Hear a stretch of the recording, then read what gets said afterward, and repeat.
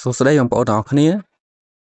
នៅក្នុង Messenger របស់យើងទើបតែអាប់ដេតថ្មីបើសិនមានបងប្អូនណាមិនទាន់បានអាប់ដេតចូលទៅអាប់ដេត version ចុងក្រោយមកឥ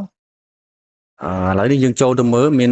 អ្វីថ្មីយើងបើក Messenger របស់យើងមកតមកទៀតវាចេញរបៀបនេះបងប្អូនណាបើក Messenger ហើយបងប្អូនចុចកន្លែង setting កន្លែងរូប menu នេះបាទ menu ចុចលើវាមកហើយបងប្អូនចុចត្រង់ពាក្យថា setting តមកទៀតបងប្អូនអូសវាទៅលើ report បាទហើយបងប្អូនរកមើលពាក្យមួយដែលគេដាក់ថា privacy and safety នេះចុចមកបន្តមកទៀតបងប្អូនរកមើលពាក្យថា safe website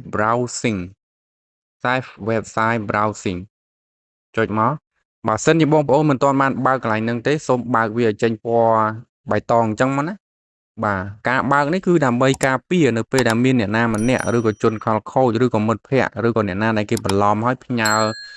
website ដែលជា link មិនល្អដែលជា link ប្រភេទ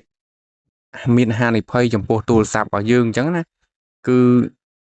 security នេះវានឹង alert ប្រាប់យើងឬក៏ជូនដំណឹងប្រាប់យើងនៅពេលដែលយើងចុចបើកចង់ថាចុចបើកដែលវាអត់ទាន់ចេញទៅដល់ website ហ្នឹងគឺគេជូនដំណឹងយើងជាមុននៅពេលយើងចុចបើកអញ្ចឹងបងប្អូនបើកអាចចំណុចហ្នឹងទៅជៀសវាងមានហានិភ័យផ្សេងបាទហើយកុំភ្លេច share វីដេអូនេះចែកប្រាប់មិត្តភ័ក្តិបងប្អូនឲ្យដឹងផងបើសិនជាមានឪពុកម្ដាយគាត់ប្រើណាបើកឲ្យគាត់ផងបាទអាប់ដេតឲ្យបើកឲ្យគាត់ផងដើម្បីជៀសវាងមានហានិភ័យណាមួយដោយសារតែឥឡូវនេះគឺការផ្ញើ link website គឺវាទូលំទូលាយអ្នកណាក៏ចេះផ្ញើដែរអញ្ចឹងយើងមិនដឹងទេថា website ឬក៏ link នោះវាមានប្រភពមកពីណាមកពីណីបាទអញ្ចឹងអរគុណច្រើនវីដេអូមួយនេះមានតែប៉ុណ្្នឹងទេបាទអរគុណជម្រាបលា